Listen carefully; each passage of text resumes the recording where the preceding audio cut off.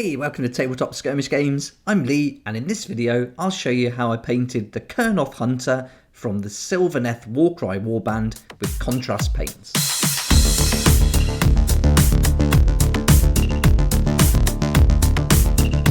Here's the miniature we're going to paint in this video, and I'll show you how I did it step by step using mostly contrast paints, but we're also going to do a dry brush and we're going to use some technical paint as well to give a really nice effect.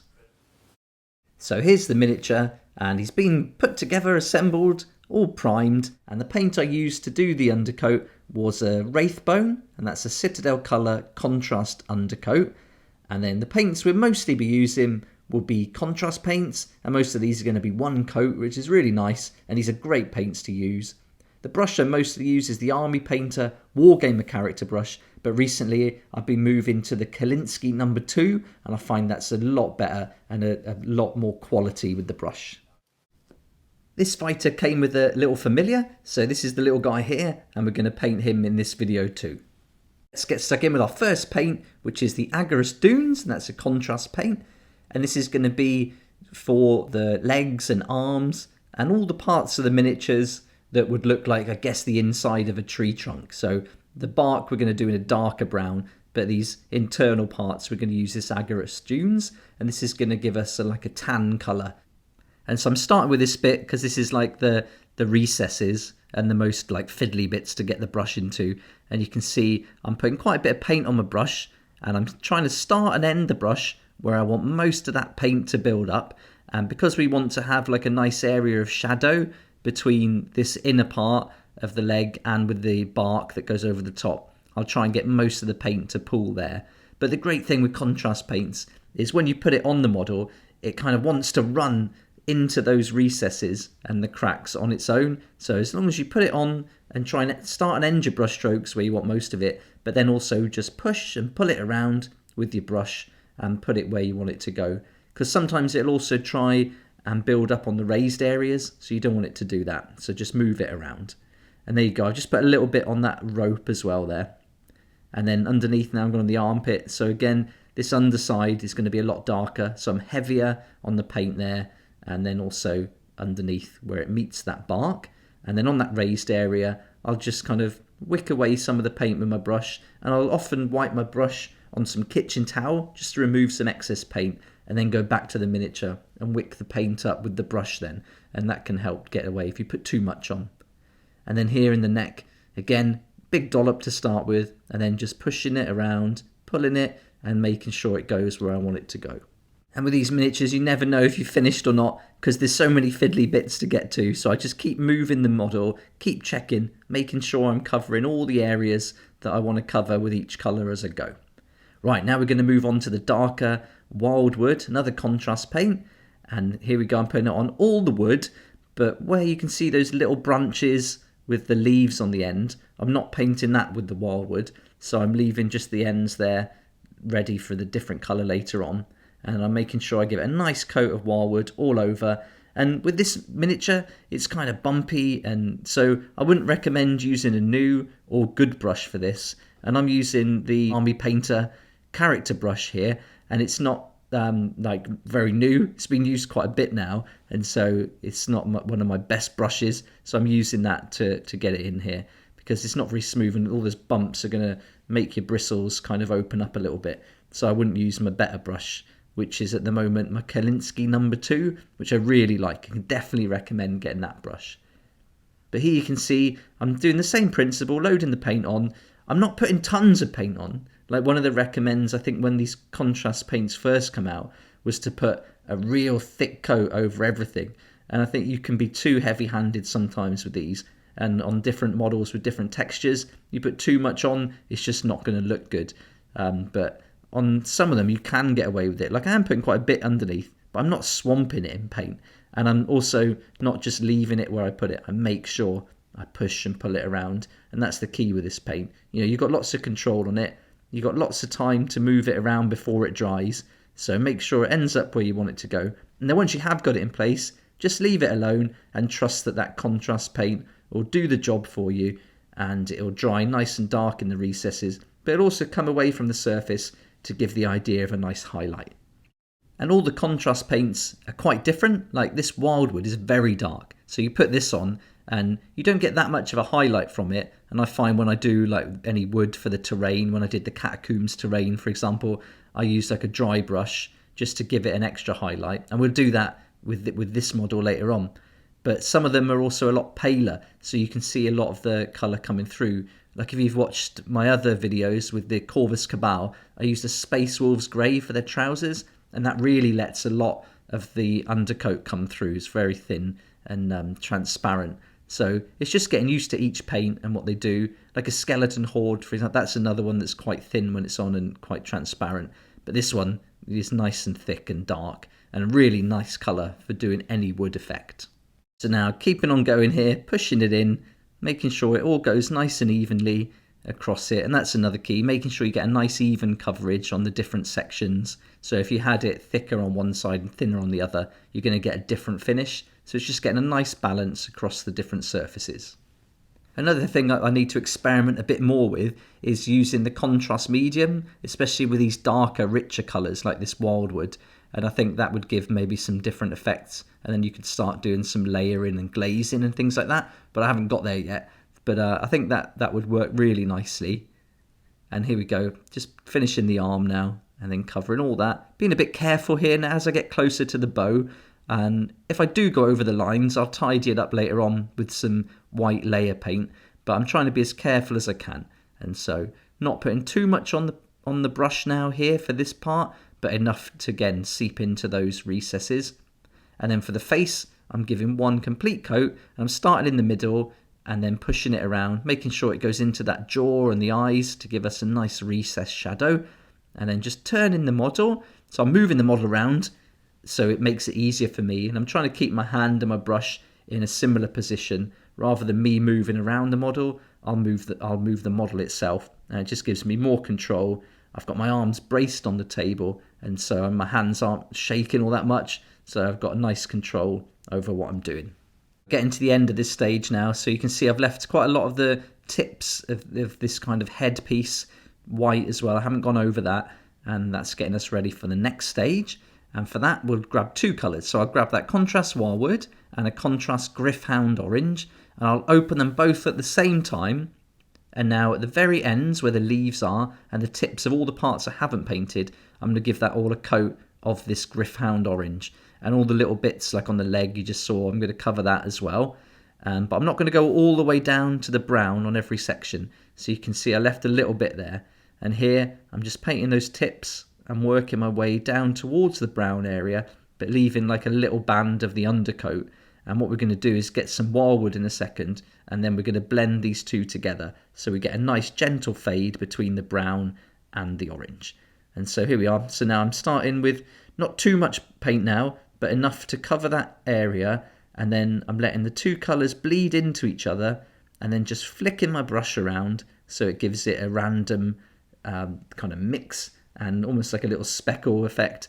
And then that's going to give us a nice fade from the brown wood to those branches that are sprouting the nice rich orange. On the box art, it shows that these sections, you just do them in like different colours. So it would all brown, and then this part would all be the same kind of green or orange colour, whatever you choose. But I wanted to go for more of a blend. One, because I didn't have to be as careful painting it, so that was really good. And another, I just like the effect of bleeding these contrast paints into each other. And so here now I've moved up to the headpiece. So again, I'll give all that now a coat of white, orange, not white. And then I'll just leave a little bit of white between the orange and the brown. And so nice amount there, putting a fair bit of paint on. And again, that's going to seep into some of those recesses. But where it's too thick, you see I just run my brush back over it. And then the brush will suck that paint back up into itself. And then now moving on to the brown. And I'm putting a little blob of paint on each little part of that headpiece, and then again just dabbing my brush, flicking between the paints, and then making them kind of blend together, give us a natural fade from the dark brown up to the orange. And I'm going to repeat that process all over these parts, and I'm letting this video run almost real time just so you can see how kind of quick it is to paint with these contrast paints and the effects you can get. And you can see I've got lots of time to work with it here and blending these two colours together. But once you've got the blend you want, if you went back to it as it starts to dry, then you would mess it up. So once you've got it right, just leave it alone and then move on to the next stage. So here we go, I'm just doing the same on this little leaf. So it's exactly the same, just starting it with the orange, and then now here where there's no brown to blend it into, I'm just adding a bit of brown and then mixing it together while it's wet. So I really like this style of painting with the contrast paints, and I much preferred it when I tried to do the kind of traditional method where you start with a dark colour and gradually work lighter, or generally that's how I've seen it done. But here I find you almost start where you want it lighter and then get darker. So you layer it up or blend them together. And it reminds me a lot of like the difference between if you're painting with oils or if you're painting with watercolour paints like on paper or canvas. It would be a kind of similar style. So as I'm painting with these, I always think of them as like a watercolour, and so I look at different effects I could do with like blending them together and just flicking colour into it and letting it bleed into each other. And I think these really are a lot like watercolours when compared with the kind of traditional method, which reminds me a lot more of how you would maybe paint with oils. Now we're going to take some contrast fleshed hair as red, and I'm going to use this for all the leaves. And I'm not putting too much paint on the brush now, and I'm just going to paint every leaf with a little coat of this red. And the great thing with these contrast paints, as you can see here, we've only done one coat of each one, and that's all we're going to need. So it's really one coat, and that gives you everything you need. It gives you your little highlight, it gives you the nice darker tones in the shadow areas and things like that. So a really quick and effective way to paint, I think. But here we go, getting all those leaves painted red now. And then on the top as well, there's going to be some leaves on the back and also some little buds on some of those head pieces. So I'm catching all those with this nice deep red. And there's another red paint called Blood Angels Red, and that's nice, but this one's a lot deeper, and I really like this. But now you can see I've not got much paint on my brush, and I'm almost letting the residual paint just be flicked around, and I'm just dabbing it all over those head bits. So there we go, I'm just kind of I'm not wet blending now because it's mostly dry, but I'm just tapping the bristles just to give a little stipple effect almost. But it's very subtle, and I'm just doing it in little stages, almost layering it up so it's not too bold, and just dotting that paint on. And it's going to dry a little bit lighter than we see here, so that's going to give us a nice fade. And it's just going to mix things up a bit, so it's not a simple brown to orange, but there's little red tones, and in between the bits I'm dabbing on, there's still going to be some orange. And from a distance, certainly on the tabletop, that's going to give a real nice subtle effect. And I'm just going for subtle here, so I'm just dotting it round. I don't want it to be bright and bold. And I was really happy with how these turned out using this little effect here. So it was really fun to paint. Okay, now I'm going to get a little bit of Stormhost Silver, a layer paint, and I'm just putting this on the little charm that they wear on the bit of rope there. And a lot of these miniatures have got these, all different shapes, and you could do them like a natural colour, but I think they look nice metal. So I'm going over this with this nice bright silver, and this will be our base for it. And then later on, we're going to take another paint over the top of that. But before we do that, let's get some ceramite white and just tidy up those areas where I went over the lines a little bit. And I was quite tidy with this one. I just went over the bow and arrow a little bit here. So I'm just checking that and making sure there's no paint at all, ready for the next stage that we want to do on the arrow. And then I'm also going to use some of this white for in the eyes. And I was a bit lazy. I didn't change my brush to the finer brush. And so it's a little bit messy what I did here. But I'm just trying to get the white on the inside. And now because I was lazy, I'm going to have to take longer and tidy that up with a bit of the contrast wildwood. And now I get my finer brush and I just touch up those areas where that white paint came out of the sockets and went over the cheekbones. So I learnt my lesson there. Don't try and cut corners. Do it properly. Use the right brush for the right job. And but this is okay. If you make a little mistake like this, you can just touch it up. But I'm putting only a little tiny bit of paint on the brush now because you don't want it to seep right in. And now we're going to take some of that same Griffhound orange. And once that white paint's completely dry, we're going to put a nice blob of that in each eye. And that's going to go right in there. And that white's going to just allow it to kind of shine through a little bit. And now we're taking some Nasdreg yellow. And we're going to put that over the silver we just painted. But again, wait for this to be completely dry before you put this contrast paint on. And using contrast paints over the metallic paints works really well like this. So I definitely recommend playing around with this technique for sure. Okay, now we're going to take some contrast black Templar, and then this is going to be for that little creature, the little familiar that carries the arrows. And I'm just going over all the bottom part of this, and you can see, you can't really see in the camera here because it's quite bright, but there's a little line, so it's very clear where the black goes. I'm just going all over that, and for this one I'm just copying the box art, so it shows it's black at the bottom, and then we'll do the wood and everything on that. So just giving that a nice coat of black Templar all over that bottom section. And in the Warcry Warband Sylvaneth box set, you get lots of these little familiars, all different shapes and sizes. I'm not sure if this is a familiar or what. I need to read up a bit more about this. But if you know, let me know in the comments below what they call these. That'd be great, thanks. But they've also got these little like birds and dragonflies and fairies that you can kind of paint and put on them. And I think they look nice doing them in the ghostly colour that you'll see later on. So I've got to add that. And okay, now we're going to take some contrast wildwood, and that will go over all the wooden part of the trunk here. And we're just doing exactly the same as we did on the larger model. But with those familiars I was talking about, like the dragonflies and stuff, I thought that would be cool to add it as I play with these. And if we go into campaign mode with the Sylvaneth, it'd be good to add them to the fighters if they get a good kill or if they progress like that. Then that'd be good. Like we can kind of give them a little prize at the end of the battle. So I'll be doing that with a lot of the warbands actually. But the main ones I'll be focusing on are the Beasts of Chaos and the Corvus Cabal, and then I want to do some Savage Oryx as well. Anyway, back to this miniature, and now we're going to take that Gryph-hound orange again and just go over the little parts at the end there, the leaves, and again just wet blending that in.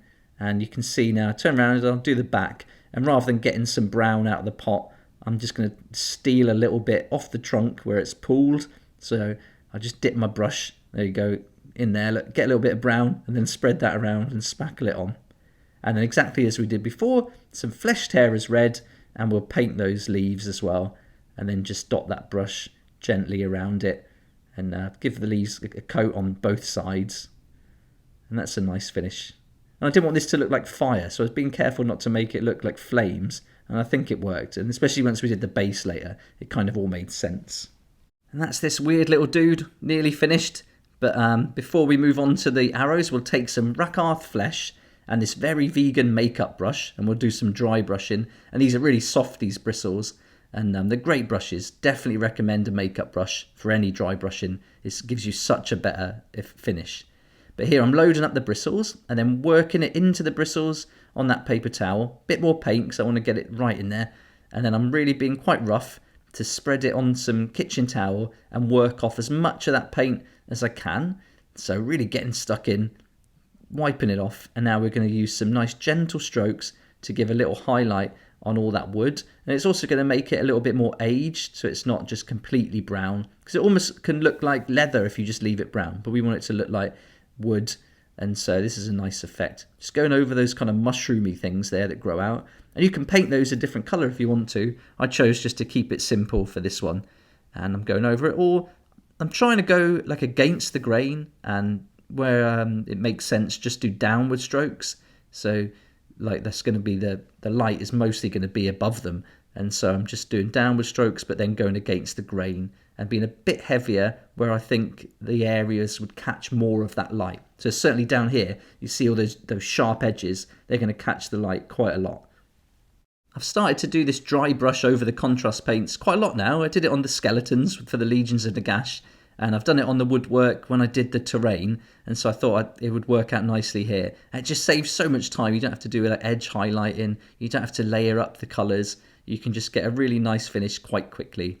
And let's not forget this little guy. Let's give him a dry brush too, all over that wood. And if it goes on the black, I wasn't too bothered with this one.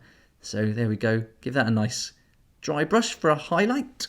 And now we're going to take some technical paint. This is Nihilakh Oxide, and this is awesome. This is going to give us a real ghostly look to all the magical elements of the miniatures. And I'm giving a nice, pretty generous thick coat on all the arrows here, and then moving it around. I mean, it's very similar in like it's thin like the contrast paints, but it's a bit chalky, I find, like the finish as well. Quite a chalky paint, but it's really good to give like a ghostly effect. And after this, you could choose to dry brush it with some white maybe, but I've just left it with the Nihilakh oxide. And now moving on to the big model, I've put quite a lot in this middle part. Really, I've gone really heavy, so I want it to be nice and like dark in those recesses. But you can see that it's because it's quite a thin paint, it really leaves the raised edges quite highlighted, so it's a really nice effect. An alternative to this, you could use like just a wash, I suppose. I haven't got many colour washes, like the Agaros Earthshade and Nuln Oil are the only ones I've ever used. But I've seen there's some coloured ones, so they might be worth having a go. Maybe some ink, but if you want to use contrast paints, you could try the Athematic Blue, and that's a really nice colour. And it also is very, like, when it dries, it's very transparent, so you'll get a similar effect actually than you do here. And I'll be using that Athematic Blue on the Nighthaunt instead of this, so we get a little bit of a difference. Because I'm planning for the Sylvaneth Warband to go up against the Nighthaunt in their first battle. So it'd be good to see the difference between the Athematic Blue and the Nihilakh oxide, see which is more ghostly. So with this, I painted a few of the other miniatures from the warband first, just so I can kind of make all my mistakes on those before I do these painted videos. And I found with this, you have to be a bit more careful than the contrast paint, and you have to make sure it's a nice even coat. Because if it builds up too much, it can dry, not patchy, but it can be like, you could have like a section that was really dark. You don't want that. So just be careful with that. Right, now I'm going to do these fine bits that are like almost like tattoos, I suppose, but they're engraved in the bark.